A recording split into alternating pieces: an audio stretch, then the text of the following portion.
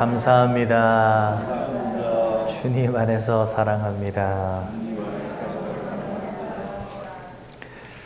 제가 나이 3세 때 웃는 법을 잃어버렸거든요.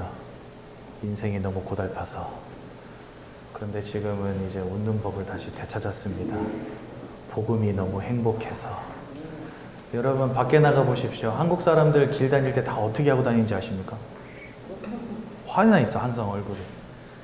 참 각박한 시대에 우리 살고 있는 것 같습니다. 그 이마에 이렇게 잡힌 주름을 제가 다 펴드리고 싶은데, 가가지고 이렇게 한 명씩 이렇게 다 펴드리고 싶은데, 모르는 사람 가서 이마 만지면 또 성추행범으로 고소당하잖아요. 펴줄 수가 없네. 복음 들으면 다 펴지는데 안타깝습니다. 오늘은 제10과 축복과 함께하는 삶 전도, 마태복음 24장 14절 한 절 말씀만 같이 보겠습니다. 원래 여러분들 24장 14절만 항상 읽었었는데, 오늘은요 14절만 읽지 않고 5절부터 14절까지 읽어볼게요. 5절부터 14절까지. 네, 저랑 같이 한 목소리로 5절에서 14절 말씀을 같이 보겠습니다. 시작. 많은 사람이 내 이름으로 와서 이르되 나는 그리스도라 하여 많은 사람을 미혹하리라. 난리와 난리 소문을 듣겠으나 너희는 삼가 두려워하지 말라. 이런 일이 있어야 하되 아직 끝은 아니니라. 민족이 민족을, 나라가 나라를 대적하여 일어나겠고 곳곳에 기근과 지진이 있으리니 이 모든 것은 재난의 시작이니라. 그때에 사람들이 너희를 환난에 넘겨 주겠으며 너희를 죽이리니 너희가 내 이름 때문에 모든 민족에게 미움을 받으리라. 그때에 많은 사람이 실족하게 되어 서로 잡아주고 서로 미워하겠으며 거짓 선지자가 많이 일어나 많은 사람을 미혹하겠으며 불법이 성함으로 많은 사람의 사랑이 식어지리라. 그러나 끝까지 견디는 자는 구원을 얻으리라. 이 천국 복음이 모든 민족에게 증언되기 위하여 온 세상에 전파되리니 그제야 끝이 오리라. 아멘. 많은 전문가들이 이 시대를 정신문제 시대라고 말하고 있습니다. 참 신기하죠? 지금 미국에서는요, 사람들이 뭐 하고 있냐면 아주 큰 대단지를 조성해 놓고 거기에서 사람들을 몇몇 사람들을 선발을 해서 그 사람들을 그 대단지 안에 넣어놓고 1년 넘는 시간을 거기서만 살게 하는 실험을 하고 있어요. 근데 이 실험의 이름이 뭐냐? 화성에서 이제 살아가기 위한 그 생활 방식들을 체험하는 공간인 거예요, 거기가. 그러니까 실제 화성에서 사는 것처럼 사람들을 1년 동안 그곳에서 살게 하는 거예요. 이걸 왜 연습하고 있을까요? 화성에다가 이제 사람들을 살 수 있는 주거 공간을 만들려고 지금 지구에서부터 그걸 연습하고 있어요, 사람들이. 그래서 얼마 전에 기사를 보니까 미국 사람 3명이 그 대단지에 들어가서 1년 넘는 시간을 화성에서 사는 것처럼 살고 나왔더라고요. 그래서 문 밖으로 나갈 때는 우주복 입고 나가고, 지구인데 우주복 입고 나가고, 그 다음에 화성이라는 그 전제하에 어떻게 농작물을 재배할 건지, 이런 것들을 진짜 1년 동안 직접 화성에서 사는 것처럼 사는 거예요. 그 말은 뭐죠? 앞으로 화성을 개척해서 살아가려고 사람들이 준비하고 있다는 겁니다. 시대가 이렇게 발전하고 이제는 우주를 개척하는 시대가 됐어요. 그런데 사람들에게 정신문제가 와 있다는 사실.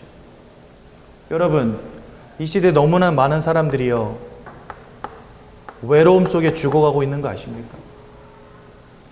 갈등이 심화되니까 혼자 살아요. 결혼하면 피곤하니까 혼자 살아요. 자식 낳으면 고생되니까 혼자 살아요. 그러면서 그 속에서 외로워하고 있어요. 여러분들 요즘 굉장히 심각한 이슈 중에 하나가 뭐냐? 어느 날 연락이 안 돼가지고 이거 뭐지? 전화도 안 받고 찾아가서 문을 두들겨도 대답도 없고 하니까 어쩔 수 없이 문을 따고 들어갔더니 죽어 있는 거예요. 고독사 하는 사람들이 그렇게 많아졌어요. 여러분, 우리나라의 가구 수가 1000만 가구가 넘거든요. 1004만 가구인가 그래요. 전체 가구 수가. 그 중에 1인 가구가 45%입니다. 혼자 사는 가구가 그렇게 많아요. 그런데 혼자 산다는 건 뭘 의미하냐? 어쨌든지 외로움 속에 있다는 걸 의미해요. 외로움, 이거 진짜 큰 문제입니다, 여러분. 그리고 그 속에서 우울증. 너무나 많은 사람들이 약 먹는 시대가 됐어요. 여러분, 옛날에는 우울증 걸렸다 그러면 좀 심각한 문제였거든요. 근데 요즘에 우울증 걸렸다 그러면 심각해요? 안 심각해요. 왜 안 심각할까요?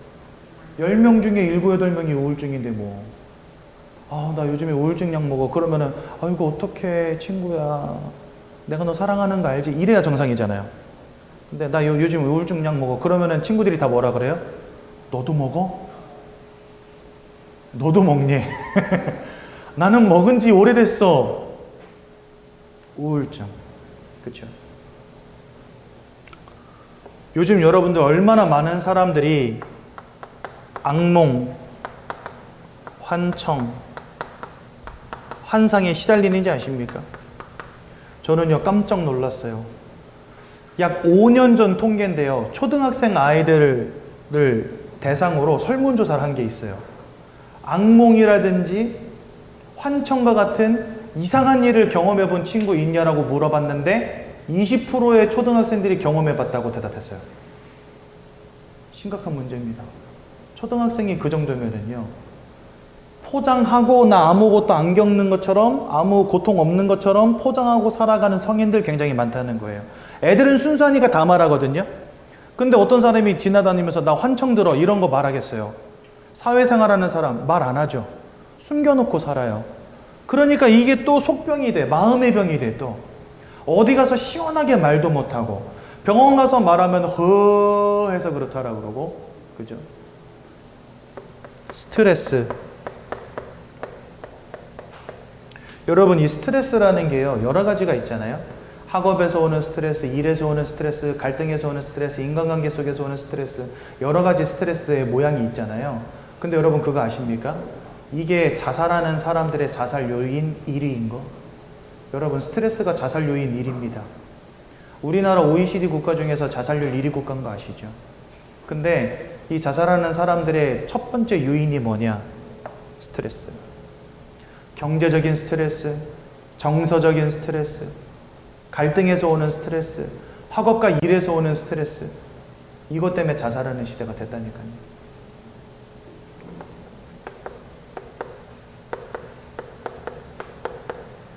이 조현병, 굉장히 심각한 이슈 아닙니까, 여러분들? 뉴스 기사, 사회면 이런 데 보면요, 심심치 않게 나오는 단어가 조현병이잖아요. 심각한 연쇄살인범들, 그렇죠? 뭔가 이상한 묻지마 폭행하는 사람들 다 뭐 걸려 있어요? 그런데 이 모든 정신적인 문제를 가진 사람들의 특징이 하나 있습니다. 그게 뭐냐? 감사가 없어요. 여러분, 이 시대에 얼마나 많은 사람들이 갈등 속에 살아가는지 아십니까? 저는요, 뭐 세상 이슈에 대해서 그렇게 많은 관심을 갖고 있는 사람은 아닌데요. 요즘에 특히나 굉장한 갈등 가운데 하나가 바로 이겁니다. 젠더 갈등. 이게 뭐냐 하면 성 갈등이거든요. 성 갈등. 남자는 여자를 혐오하고 여자는 남자를 혐오하고, 대표적으로 남성 혐오 사이트를 여시라고 하고 여성 혐오 사이트를 남초라고 하는데 서로 막 욕하고 난리가 났어요. 그런데 이러한 젠더 갈등이요, 얼마나 큰 문제를 야기시키는지 아십니까, 여러분? 결국은 사람은 혼자 살 수 없는 존재거든요. 아무리 내가 잘났어도요, 옆에 나를 사랑해주는 여인이 없다? 진짜 힘든 인생 됩니다. 내가 아무리 잘났어도 옆에 나를 사랑해주는 남자가 없다? 진짜 피곤한 인생 됩니다. 결국은요, 이 속에서 함께 하는 법을 잃어버려요, 사람들이. 자기랑 똑같은 가치관을 가진 사람들하고 살아가려고 한다면 그 숫자는 굉장히 적거든요. 그렇죠? 세상을 살아가다 보면 나랑 틀린 가치관, 나랑 틀린 생각, 나랑 틀린 사상을 갖고 있는 사람들하고도 섞여 살아갈 수 있어야 되잖아요. 하나 되질 못해요. 그러니까 자꾸 끼리끼리 뭉치면서 서로 욕해요. 갈등을 일으키고. 근데 이게 점점 사회적으로 커져가다 보니까 분위기가 되고 문화가 돼버렸어요. 그러면은요, 이 젠더 갈등 속에서 세상은요, 정치권도 여기서 갈등하고, 그렇죠? 직장에서도, 학교에서도 이 갈등이 계속해서 일어나는 거예요. 그래서 요즘 여러분 이 젠더 갈등이라는 게 굉장히 심각합니다. 성경은요, 남자가 그 부모를 떠나 여자와 한 몸을 이룰지니라 이래 돼 있거든요. 이 젠더 갈등은요, 대표적인 비성경적, 반성경적 운동입니다. 근데 이게 세상에서 계속해서 일어나고 있어요. 이게 어마어마한 갈등을 초래하고 있어요. 그 속에서 많은 사람들이 외로움에 허덕이고 있어요. 그러니까 감사를 잃어버린 마음에서부터 지금 많은 사람들이 정신문제 가운데 딱 빠져버린 겁니다. 그렇다면 여러분들, 사람들이 왜 이렇게 마음이 무너지고 생각이 무너지고 정신이 무너질 수밖에 없는 상태가 되었을까요? 성경에 보니까 그 이유를 우리에게 설명하십니다. 여러분, 사람은 육신을 가진 존재입니다. 마음을 가진 존재입니다. 영혼을 가진 존재입니다. 보통 사람들은요, 이 부분을 알지 못하죠. 육신과 마음을 가졌다는 것은 알지만 영혼을 가진 존재라는 것은 잘 알지 못합니다. 영적인 존재에 대해서 사람들은 굉장히 반감을 갖고 있어요. 예를 들어서 뭐 귀신이 어디 있어 이런 말들이 있잖아요. 하나님이 어디 있어 막 이런 말들이 있잖아요. 그게 왜 그러냐? 내가 영혼을 가진 영적 존재라는 걸 모르기 때문에 그런 겁니다. 근데 우리는 분명히 영혼을 가진 영적 존재들이 맞거든요. 여러분들이 지금 이 자리에 와 있다는 게 그 증거입니다. 개, 돼지, 고양이, 소는요, 교회 안 가요. 왜 안 가는지 아십니까? 없어, 이게. 아니, 하나님을 아는 영적 지식, 하나님을 알 수 있는 영적 존재가 아니에요, 동물들은요. 근데 사람은 교회도 가고 성당도 가고 절도 가고 합니다. 왜요? 영혼을 가진 영적 존재이기 때문에 그렇습니다. 그러니까 우리는 영혼을 가진 영적 존재가 분명합니다. 그럼 여러분 보세요. 육신이 병들어 버리잖아요. 마음도 무너져요. 어느 날 여러분들 갑자기 발가락 끝이 썩어가기 시작하더니 다리 한 짝을 잘라야 된다. 마음이 기쁘시겠습니까? 슬프시겠습니까? 당연히 슬프죠. 다리가 잘라져가지고 이제는 목발 짚지 않으면 못 걸어다닌다. 멀쩡하게 걸어다니는 사람들만 보면 그냥 짜증날 거예요. 왜 저 사람은 멀쩡한데? 나는 뭔 죄를 졌길래 다리 한 짝이 없어야 되지? 마음이 무너지기 시작합니다. 그렇죠? 마음이 무너졌다. 육신이 병들어 버립니다. 사람은. 여러분, 마음이 무기력하잖아요. 삶도 무너져요. 마음이 무기력하고 힘들어 죽겠는데 삶이 행복하고 즐거워 죽겠는 사람 있으면 데려와 보세요. 아무도 없어요. 왜냐? 마음과 육신이 하나이기 때문에 한쪽이 무너지면 다른 한쪽도 힘든 게 사람입니다. 근데 여러분, 이 영혼이라고 하는 부분이 만약에 무너져 있다면 어떻게 되겠습니까? 그 속에서부터 여러분들의 마음도 무너지고 여러분들의 삶과 육신도 무너지는 겁니다. 그래서 이 영적인 부분을 여러분들 절대로 간과해서는 안 되거든요. 근데 안타깝게도 지금 이 땅을 살아가는 모든 사람들 영적인 문제 가운데 다 빠져 있습니다. 그 증거가 뭐냐? 영적 존재인데 자기가 영적 존재라는 걸 몰라. 그걸 두고 문제라고 하는 거예요, 여러분들. 이 마음이 무너진 이유를 어디서 찾아야 되냐? 여기서부터 찾아야 된다는 겁니다. 제 말은요. 왜 이 시대에 감사가 사라지고 외로움에 빠지고 우울증이 허덕이고 세상은 점점 좋아지는데 과학과 기술과 의술은 점점 발전하는데 화성 가서 사는 시대가 이제 앞으로 도래할 텐데 왜 여러분 사람들은 자꾸만 이런 마음, 정신, 생각의 문제에 지금 사로잡혀 있을까요? 영적인 부분이 무너져 버린 거예요. 그렇죠? 그래서 여러분, 오늘 이 서론에서 여러분들에게 드린 이 내용들을 가지고 오늘 제가 전하는 구원의 길 메시지를 한번 잘 들어보십시오. 사람이 누군가를 정확히 아셔야 되고 하나님이 누구신가를 정확히 발견해야 여러분들 이와 같은 인생의 문제에서도 해방되어질 수 있습니다. 저는요, 여기 하나 빠졌는데 중독. 이 진짜 심각한 문제 아닙니까? 여러분, 이 중독 정신병입니다. 아시죠? 그냥 정신과 마음과 생각에 그냥 거기에 사로잡혀버린 거예요. 제가 이걸 왜 잘하냐? 10년 동안 게임 중독이었어요, 제가. 얼마나 게임했냐. 대학에서 퇴학을 당했어요. 학교를 안 가죠. 저희 어머니가 뒷목 잡고 쓰러지셨어요. 제가 무녀 동남이거든요. 하나밖에 없어요, 아들놈이.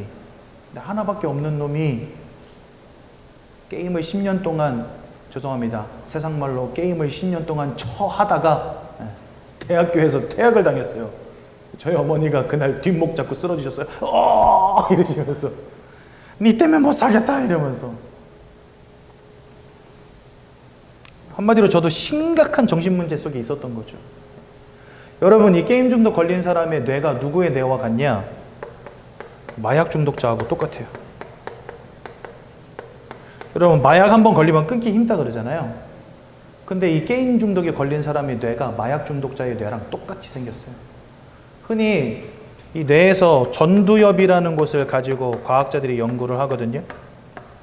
이 전두엽이 어디 있냐? 뇌 앞쪽에 있는 주먹만한 부위예요. 뇌에서 주먹만한 부위인데 이 뇌 앞쪽에 있어요. 그래서 전두엽이에요. 앞쪽에 있는, 머리 앞쪽에 있는 거라 해서 전두엽. 근데 이 전두엽이 마약 중독자랑 똑같이 생겼어요. 게임 중독자가. 그러니까 저는 마약을 안 했다 뿐이지 마약하는 놈하고 똑같은 인생을 산 거예요. 이와 같은 인생의 문제 가운데 다 걸려 있는 겁니다. 왜 그랬을까요? 하나님이 누군지를 몰랐어요. 안타깝지만. 사람이 영적 존재가 맞다라고 한다면 우리가 영적인 부분을 절대로 간과해서는 안 된다는 겁니다, 여러분들. 우울증이, 인생이 좋은 조건, 좋은 환경 속에 있으면 우울증이 없을 것 같지요. 안 그렇다니까요. 여러분, 가난한 사람들 가운데 우울증이 많을까요? 성공한 사람들 가운데 우울증이 많을까요? 놀랍게도 연구 결과는요, 성공한 사람들, 4년제 대학 졸업한 사람들, 그 이상의 사람들 가운데 우울증이 더 많다고 나왔어요. 그건 뭐예요? 환경이 아무 상관없다는 거예요, 환경이. 적어도 못 배운 사람들보다야 배우고 사회생활 열심히 하는 사람들이 더 좋은 환경 속에서 살아가는 건 당연한 거 아닙니까? 더 많이 배웠다는 것은 더 고급 문화와 고급 지식에 자기가 노출돼 있었다는 거 아닙니까? 그런데 우울증 못 이겨요. 오히려 우울증에 더 심하게 걸려 있어요. 그건 뭘 의미할까요? 환경이 중요한 게 아닌 겁니다. 환경이 어느 정도 우리에게 주는 영향이 있겠지만 그게 근본 원인은 아니라는 거죠. 사람이 영적 존재라는 거 알지 못하면 절대로 이해가 안 될 겁니다. 성경은 하나님께서 사람을 창조하셨다라고 말씀하십니다. 그게 창세기 1장 27절 잘 나와 있습니다. 여기 보니까 하나님의 형상대로 사람을 창조했다 그러셨는데요. 하나님의 형상을 따라 창조했다는 말 자체가 우리를 영적 존재로 지으셨다는 겁니다. 왜요? 하나님을 닮은 존재라는 거거든요. 여러분, 하나님은 이 땅을 창조하신 분이잖아요. 그래서 사람은요, 창조의 행위를 하는 유일한 존재입니다. 제가 이 얘기를 했더니 어떤 친구가 그러더라고요. 제비는 제비집을 짓고 비버는 댐을 짓고. 제가 물어볼게요. 비버가 시멘트 벽돌집 짓는 거 보셨어요? 전 세계 모든 비버는요, 다 똑같이 댐을 짓습니다. 그거 창조입니까? 본능이에요, 본능. 제가 예전에 엄청 되게 재밌는 영상을 봤어요. 어떤 영상이냐니까, 까치 이런 새들은요, 둥지를, 나뭇가지를 이렇게 입으로 물고 가가지고 나무에다가 그거 막 쌓아가지고 이렇게 동그랗게 짓잖아요. 근데 얘가 막 나무를 줍고 다니다 보는데 나무 가운데 이 사람이 불을 붙여놓은 건지 모르겠는데 아무튼 불 붙은 나뭇가지가 하나 놓여 있었어요. 근데 그게 보니까 이게 막 빨갛고 퍼렇고 불이 막 이뻤나 봐. 그래서 얘가 그걸 물고 간 거예요, 집으로. 어떻게 됐겠어요? 집이 홀랑 탔지. 불 붙은 나뭇가지 꽂아놔가지고 집이 홀랑 타버렸어요. 이건 새가 멍청하도 욕할 게 아니에요, 그죠? 새는요, 그냥 보일 때 지 눈에 이쁜 거 물어다가 지 집을 치장하는 게 본능이에요. 그건 창조가 아니라는 거예요, 그죠? 근데 사람은요, 뭔가를 만듭니다. 제 딸내미가 올해 중3인데 어렸을 때 그 클레이 있잖아요, 찰흙. 요거를 줬더니 지가 막 뭐 쩡글쩡글 해가지고 막 이어 붙이고 막 이렇게 해가지고 뭔가를 가져니 딱 보여주는 거야. 아빠 이게 뭐게? 아무리 봐도 모르겠어, 뭔지. 이거는 뭐 괴물 같기도 하고 분명 사람은 아닌데. 그랬더니 뭔데? 아빠. 야이씨, 아빠가 괴물이냐? 아빠래. 그래서 근데 걷다 대고선 이 새끼야 이게 아빠냐 그럴 수 없잖아요. 그래서 어이구 아빠랑 똑같이 만들었네 이러면서 이제 칭찬을 해줬죠. 애들은 뭔가를 만들어요. 근데 여러분 만드는데 목적이 있어요. 창조는요 그 물건을 만들 때 의도와 목적을 담아요. 그게 창조예요. 어느 날 보니까요 막 원숭이가 돌을 이딴만한 걸 들고 오더니 막 바닥에다 꽝 하고 내리친 거예요. 그랬더니 사람들이 충격을 받았어. 우와 이럴 수가. 그러면서 그 원숭이가 바닥에 딱 내리친 돌을 딱 줬더니 이거 보라면서 뾰족하게 다듬었대. 돌을. 야 이거 침팬지가 돌을 뾰족하게 다듬은 거 보라고. 그건요 다듬은 게 아니야. 그냥 승질나서 내리쳤는데 하필이면 쪼개진 게 좀 뾰족하게 된 거지요. 걔가 무슨 그런 것들로 뭐 도구를, 물론 그 정도 지능은 있을 수 있겠죠. 그렇죠? 그런데 진짜 어떤 창조의 능력을 가지고 창조를 해낸다? 이거는요 학습된다고 되는 게 절대 아닙니다. 여러분 보세요. 독수리는요 2km 밖에 있는 사물을 정확히 볼 수 있대요. 근데 사람은요 그렇게 못 봅니다. 그럼 오늘부터 내가 독수리 눈을 가질 거야 하면서 연습한다고 독수리 눈이 될까요? 절대 되지 않아요. 왜 그러냐? 그거는 처음부터 하나님이 독수리에게 주신 능력이에요. 창조도 마찬가지입니다. 하나님의 형상을 따라 창조주 하나님을 닮은 존재로 우리를 지으셨기 때문에 우리에게 창조라는 능력이 있어요. 이거 누가 만들었습니까? 이거 누가 만들었는지 기가 막혀요. 이게 있어가지고 제가 여러분들 손 더럽히지 않고 이렇게 칠판에다 글씨 써가면서 복음 전할 수 있는 거 아닙니까? 여러분 이 마이크 누가 만들었습니까? 이거 없어 보세요. 제 말 들리세요? 똑같은 소리로 말하는데 이렇게 크게 잘 들을 수 있잖아요. 사람이 만든 겁니다. 다. 창조의 능력.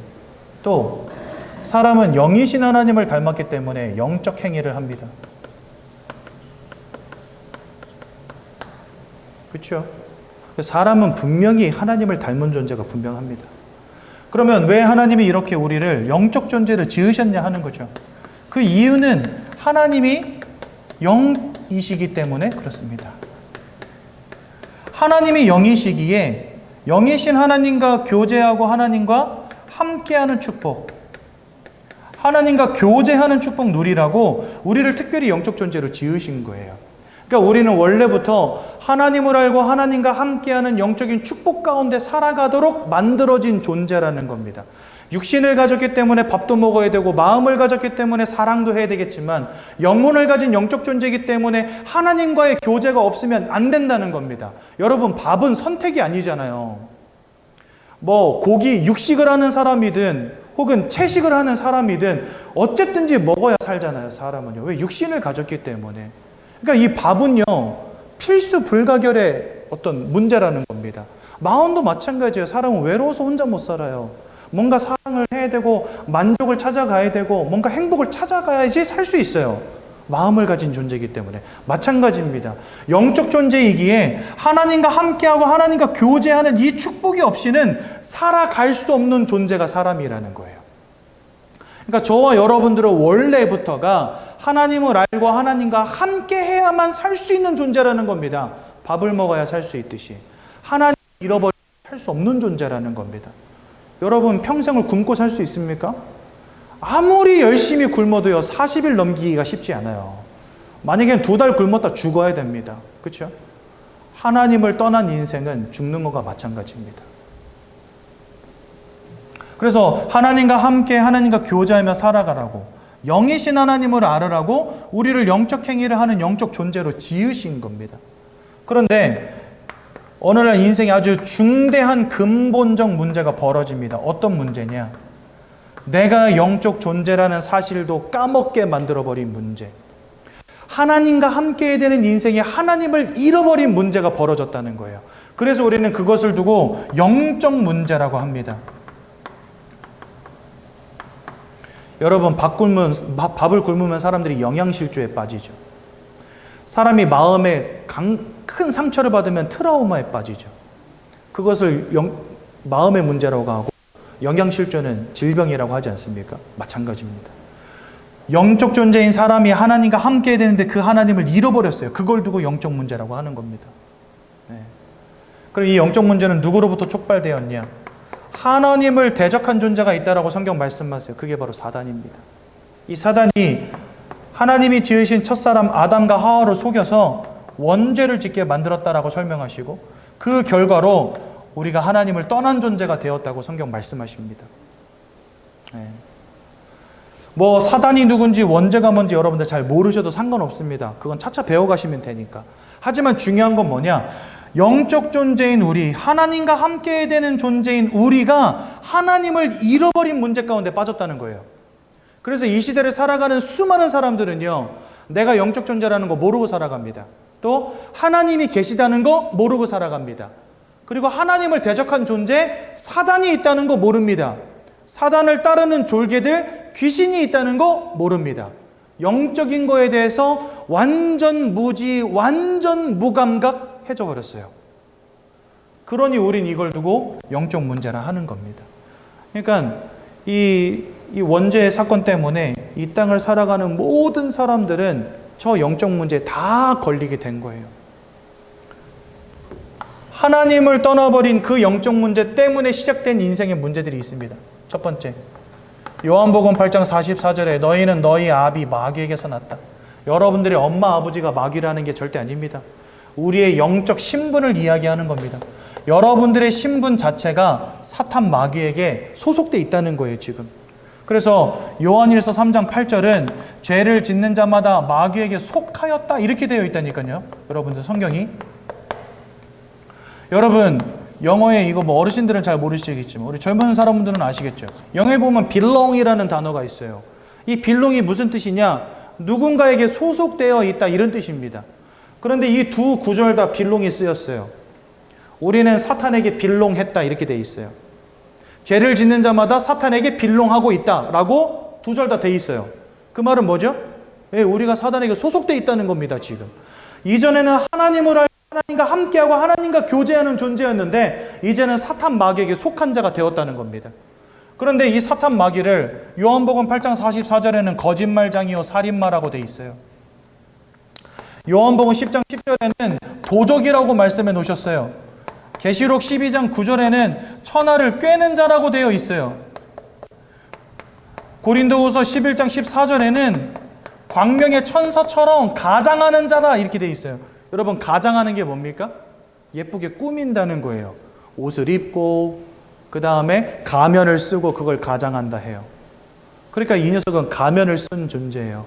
사기꾼이에요. 속이는 자예요. 꿰는 자예요. 살인마예요. 이런 영적 존재에게 지금 모든 사람들이 다 뭐 했다고요? 속해 있다고요. 지금 이걸 세상말로 뭐라 하냐? 운명사주팔자라 하는 겁니다.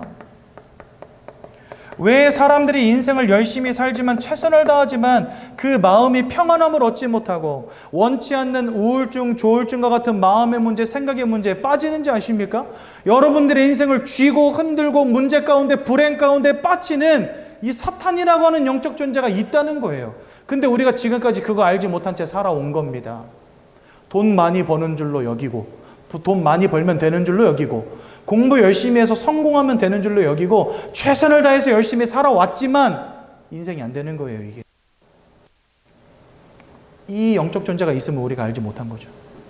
그러니 그 속에서부터 여러분들의 마음과 생각이 무너지기 시작한 겁니다. 아까 제가 서론에 말씀드린 것처럼 영적인 부분이 무너지니까 마음과 생각도 영향을 받아요. 왜요? 육신과 마음과 생각과 영혼이 하나기 때문에. 여러분들의 몸에서 영혼이 떠나가는 걸 뭐라고 해요? 그게 죽음이에요, 여러분들. 그렇죠? 몸에서 영혼이 빠져나가는 걸 죽음이라고 하잖아요. 그러니까 살아있으려면 영혼이 몸하고 하나가 돼 있어야 돼. 그러니까 살아있는 동안에는 영혼과 마음과 영혼이 하나입니다. 근데 이 영적인 부분이 사단에게, 이 도둑 같은 놈에게 사로잡혀 있으니 그 마음이 평안하다면 그게 이상한 거예요, 여러분들.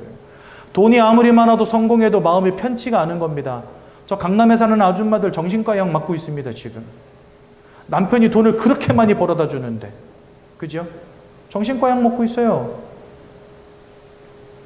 우울증으로, 조울증으로, 악몽으로, 환상으로, 환청으로, 노이로제로, 스트레스로 사람들의 마음과 생각이 다 자빠지고 무너져가지고 약을 먹지 않으면 안 되는 인생. 그러니 그 삶과 육신은 어떻겠습니까, 여러분들? 만족이 있겠습니까?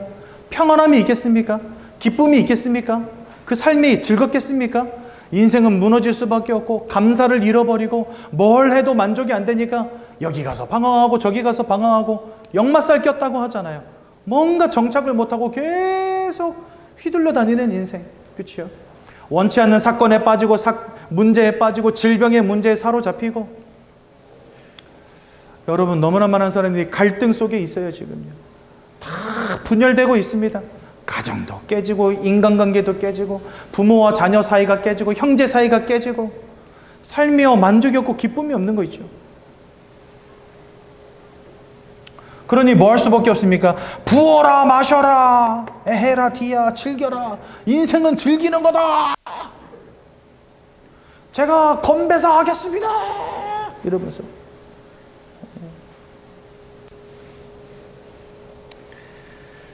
아이고야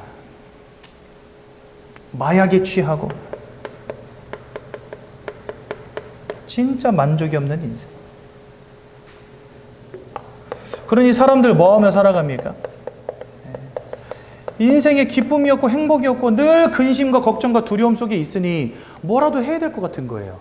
그래서 요즘에는 그런 차 별로 없는데 옛날에는요 공용버스 있잖아요. 공용버스 탁 타잖아요. 그러면은 그 안에 룸미러 위에 북어대가리에 명주실 두두두두두 감아가지고 그 위에다 달고 다니는 차들이 그렇게 많았어요. 그 다 뭡니까? 실처럼 가는 거 길게 사고 없이 살자는 거예요. 예. 젊은이들은 짧고 굵게 이렇게 말하잖아요. 근데 아니 어르신들은 그게 아니야. 실처럼 가는 거 사고 없이 뭐 차를 샀다 집을 샀다 그러면요 돼지머리 삶아도 넣고 콧구멍에다 10,000원짜리 끼 넣고 아이고 우리 불행 막아주시고 이러면서 돼지머리는 눌러가지고 여러분들 쌈장 딱 찍어서 먹어야지 뭘 그걸 갖다 놓고 걷다 대고 절을 합니까? 근데 그거 해야 된다고 믿는 거예요. 사람들은요 그거 하지 않으면 안 된다고 믿는 거예요. 여러분들 인생 살아가다가 뭔가 문제가 펑 터졌다 그러면은 세상 사람들 가장 먼저 드는 생각이 뭔지 아십니까? 야 이거 굿이라도 한번 해야 되냐? 이 생각을 한다든지 혹은 제사 지내야 되나 보다. 여러분 물어봅시다. 제사가 효도입니까? 아니죠. 액땜하겠다는 거 아니에요. 액땜하겠다는 거 아니에요. 효도라는 미명하에 전통 문화라는 미명하에 사람들 열심히 밥상 차려놓고 열심히 절하고 있습니다. 근데 고린도전서 10장 20절 대저 이방인이 하는 제사는 귀신과 교제하는 것이니라. 이 말이 여러분 되게 중요해요. 왜 중요하냐? 아까 우리는 누구랑 교제하는 존재라 그랬어요? 하나님과 함께하고 하나님과 교제하는 존재라 그랬어요. 여러분 이사야서 43장 21절에 이런 말씀이 있습니다. 이 백성은 나를 위하여 내가 지어낸 내가 나를 위하여 지었나니 이렇게 돼 있어요. 하나님이 우리 인생을 지으실 때 하나님 스스로가 하나님을 위하여 여러분들을 지었다 이렇게 돼 있는데 그 지으신 이유가 뭐냐? 나를 찬송하게 하려 함이니라. 하나님은 여러분들로부터 찬송과 예배를 받으시기 원하고 찬송과 예배를 받으신 하나님은 여러분들에게 은혜와 축복 주시기를 원합니다. 이거를 두 글자로 뭐라 하냐? 교제라고 하는 거예요. 무슨 말인지 이해가 되시죠? 그러니까 하나님은 저와 여러분들과 교제하길 원하세요. 근데 지금 누구와 교제하고 있다고요? 귀신과 교제하고 있느니라. 그게 고사, 제사, 우상숭배라는 겁니다, 여러분. 그러니까 우리는 뭣도 모르고 이게 전통 문화니까 열심히 해온 거예요. 근데 그게 결국은 누구와 교제하고 있는 겁니까? 이 도둑놈, 살인마, 도적, 꿰는 자, 이 천사로 가장하는 자랑 지금까지 교제해 온 겁니다. 그러니 이거 하면 할수록 인생이 무너지고 가정이 깨어지고 가문이 박살날 수밖에 없는 거예요. 우리나라 반만년의 역사를 이거 했잖아요. 그렇죠? 안타깝습니다. 지금 여러분 이 시대가 어떤 시대가 되는지 아십니까? 우리나라 정신병원이 가득 찼습니다. 들어갈 데가 없어요. 그리고 심지어 요즘에는요 병실을 없애는 추세예요. 왜냐? 입원시켜놨더니 사람들이 거기 들어와서 자살을 해버리네. 야 진짜 미치는 거예요. 여기 안산에서 되게 유명한 고려의원이라고 있거든요. 되게 오래된 병원입니다. 근데 여기 병실이 사라졌어요. 얼마 전에. 한 반년 전에 사라졌어요. 왜 사라졌냐? 하도 사람들이 와서 자살을 하니까 이 병원에서도 부담이 되잖아요. 사람들 입원시켜놨더니 자살한다는 건 뭐예요? 치료를 그만큼 못 해준단 말이잖아. 근데 여러분 이게 고려 의원만의 일이 아니라니까요. 전국적으로 벌어지고 있어요. 도대체 어떻게 됩니까? 이 사태를. 더 중요한 거 히브리서 9장 27절에 보니까 사람이 한 번 죽는 것은 정하신 것이요 누구나 한 번은 죽습니다. 이 땅 떠나갑니다. 근데 그 이후에 하나님의 심판이 있다라고 말씀하십니다. 죄를 짓는 자마다 마귀에게 속하여 있고 이 죄의 삭은 사망이라고 하나님 분명히 말씀하셨고요. 그럼 하나님의 심판은 무엇이겠습니까? 이 마귀와 함께 지옥으로 들어가는 겁니다. 지옥은요, 나쁜 놈들 가두는 곳이 아닙니다. 사탄 마귀를 가두려고 만드신 곳이 지옥이에요. 그 사탄 마귀를 가두기 위해서 만드신 지옥에 사탄 모든 것들 같이 들어가는 겁니다. 그러니 사단에게 속한 이 영적인 문제를 해결하지 못하면 우리는 함께 지옥으로 들어갈 수밖에 없는 겁니다. 그걸 두고 죄와 사망의 법이다. 성경은 이렇게 말씀하세요. 더 큰 문제는 여러분 자녀도 여기서 자유롭지 못하다는 사실. 성경은 모든 사람이 죄를 범했다 이렇게 돼 있어요. 그건 과거에 태어났던 사람, 지금 살아가는 사람, 앞으로 태어날 모든 사람 다 포함입니다. 그러니까 여러분들의 자녀, 여러분들의 손주, 여러분들의 증손주, 여러분들의 고손주 다 이 속에 있는 거예요, 지금. 그럼 이미 이 문제를 우리가 어떻게 해결했습니까? 돈 많이 번다고 이게 해결되겠습니까, 여러분들? 공부 열심히 하고 착하게 산다고 해결되겠습니까? 안 된다는 거죠. 여러분, 몸이 아프면 병원에 가야 돼요. 마음을 다쳤으면 정신병원 가야 돼요. 영적 문제는 어떻게 치유해야 되겠습니까? 영이신 하나님의 은혜가 임해야 치유되는 거예요. 여러분, 영적 문제 가운데 빠졌는데 그걸 돈으로 해결하려고 해보세요. 되겠습니까? 아니, 암 걸린 사람한테 옆에서 너는 암이 날 거야, 나는 너를 사랑해. 아무리 말해줘도 암 낫지 않아요. 가서 배를 째고 암세포를 떼내고 항암 치료해야 나요. 육신의 문제는 육신의 방법으로 해결해야 됩니다. 아프면 병원 가야 돼요, 여러분들. 그죠? 마음의 문제는 어떻게 해결해 줘야 됩니까? 마음으로 치유해 줘야 돼요.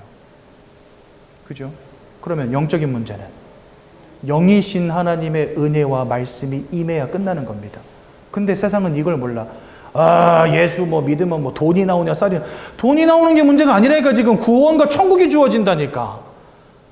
이 영적인 문제가 치유된다니까요. 세상 사람들이 이 말을 이해를 못해요. 여러분, 얼마나 간단한 논리입니까?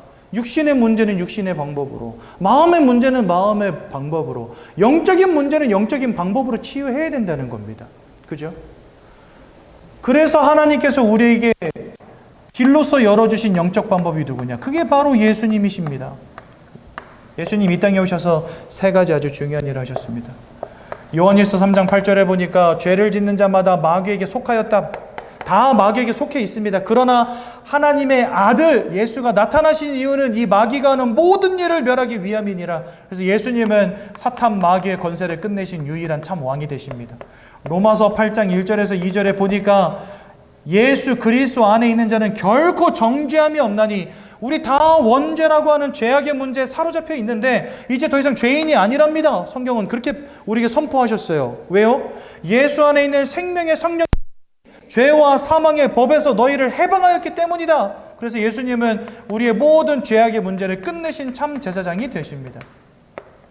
요한복음 14장 6절에 보니까 내가 곧 길이요 진리요 생명이니 나로 말미암지 않고는 아버지께로 올 자가 없느니라. 다 하나님을 떠나 있는데 예수를 통해서만 하나님께로 우리가 갈 수 있다고 말씀하세요.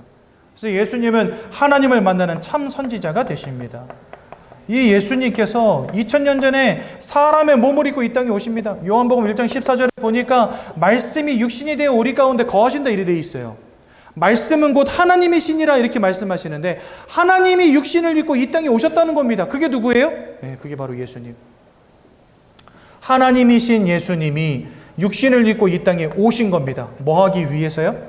우리를 위해서 고난당하시고, 우리를 위해서 고통당하시고, 우리를 위해서 보혈을 흘려주시고, 우리를 위해서 생명을 내어주심으로, 우리를 위해서 죽어주심으로 이 인생의 근본적 문제 세 가지를 끝내시고 우리에게 구원 주시기 위하여 예수님이 사람의 몸을 입고 이 땅에 오신 것입니다. 그래서 우리는 예수님을 누구라고 부릅니까? 그리스도다라고 부르는 것입니다. 여러분들, 그리스도는 예수님의 이름이 아닙니다. 예수 그리스도 이렇게 말하잖아요. 그리스도는 예수님의 이름이 아니에요. 그리스도는 예수님께서 하신 일을 말합니다. 윤석열 대통령 할 때 대통령은 윤석열 씨가 하는 일이잖아요. 윤석열은 대통령의 이름이고 마찬가지입니다. 예수 그리스도라고 하잖아요. 그리스도는 예수님이 하신 일입니다. 그럼 그리스도로서 하신 일이 뭐냐? 바로 이 세 가지예요. 사단, 죄, 하나님 떠난 문제. 이것을 십자가 위에서 끝내신 분. 그분을 그리스도라고 부르는 겁니다. 그래서 예수 그리스도. 그 성경에 보면 이런 말이 많아요. 예수가 그리스도라고 가르치기와 전하기를 쉬지 아니하니라. 사도행전 5장 42절. 이 예수 그리스도를 믿고 마음에 영접할 때 우리에게 하나님의 자녀가 되는 권세를 주시겠다고 성경은 우리에게 약속하셨습니다. 여러분들 그 양육교재 15페이지 한번 펴보십시오. 15페이지 펴보시면 영접 기도문이 잘 나와 있습니다. 오늘 이 시간 바로 이 자리에서 예수 그리스도를 여러분들 마음속에 영접하심으로 여러분들 인생에 와 있는 근본적 문제로부터 해방되시고 영원한 천국, 영원한 생명 축복 가운데로 들어가시기를 축원드립니다. 이 시간 예수님의 마음속에 영접하는 기도를 함께 드리겠습니다. 저와 함께 한 목소리로 영접 기도문을 읽음으로 고백함으로 함께 예수님 영접하겠습니다. 사랑의 하나님, 이제 나는 죄인인 것을 깨닫고 회개합니다. 지금까지 하나님을 떠나 사탄의 지배 아래 묶여 종노릇하며 살았습니다. 그러나 예수님이 저를 위하여 십자가에서 죽으시고 3일 만에 부활하신 그리스도이심을 믿습니다. 예수 그리스도께서 하나님을 만나는 유일한 길이 되시며 사탄의 권세를 꺾으시고 모든 죄와 저주와 재앙에서 나를 해방하신 그리스도 되심을 믿습니다.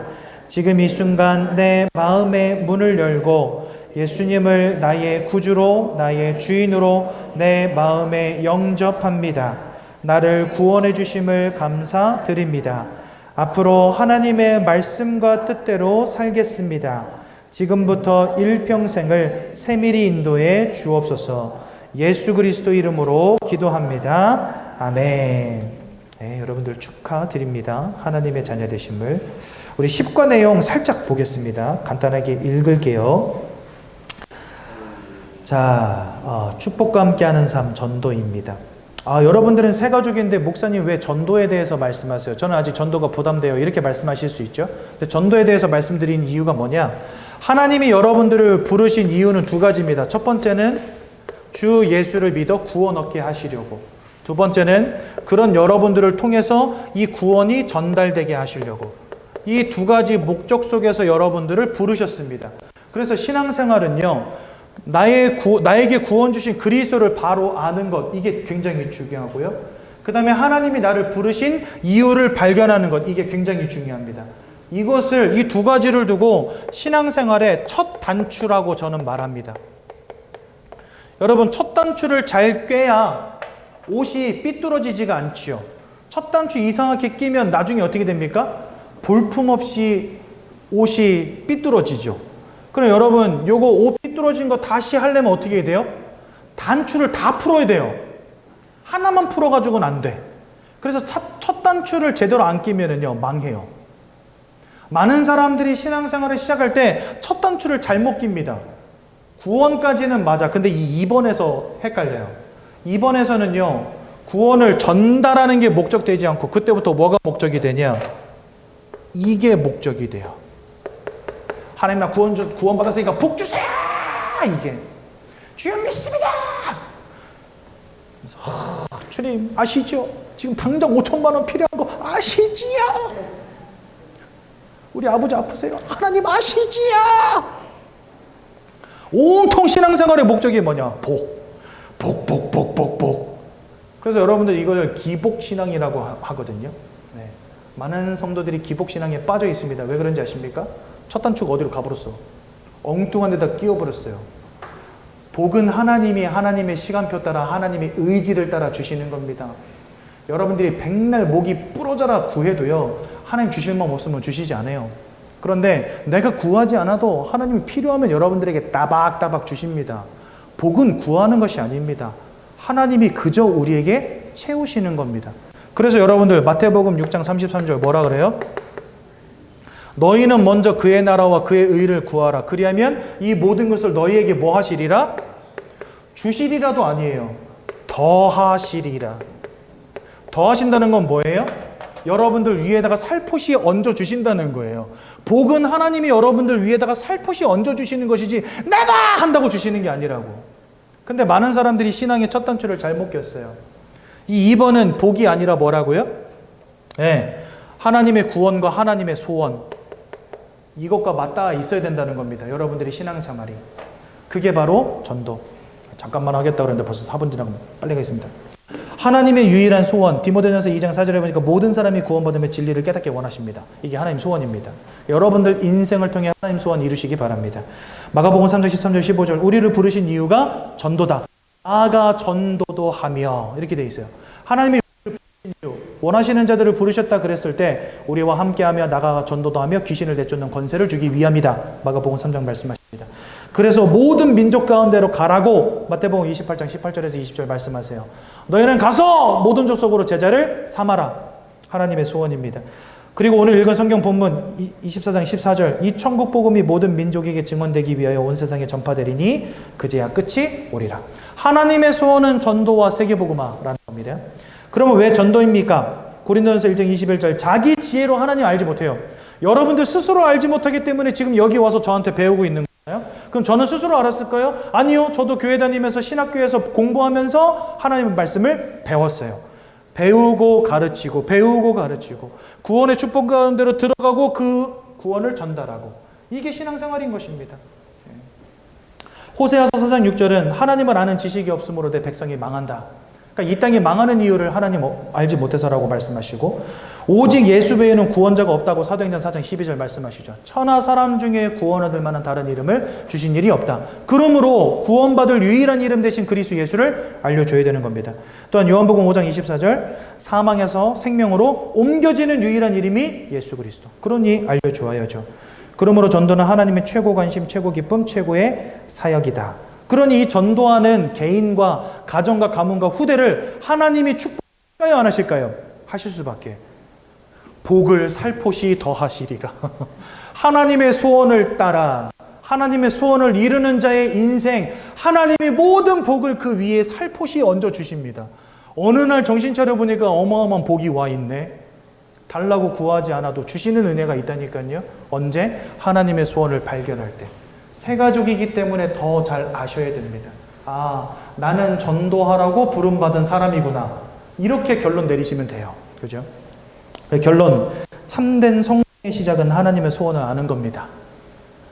구원받으신 거 축하드리고 앞으로 전도자의 삶을 사시며 하나님이 살포시 더하시는 은혜 누리시기를 예수님의 이름으로 축원드립니다.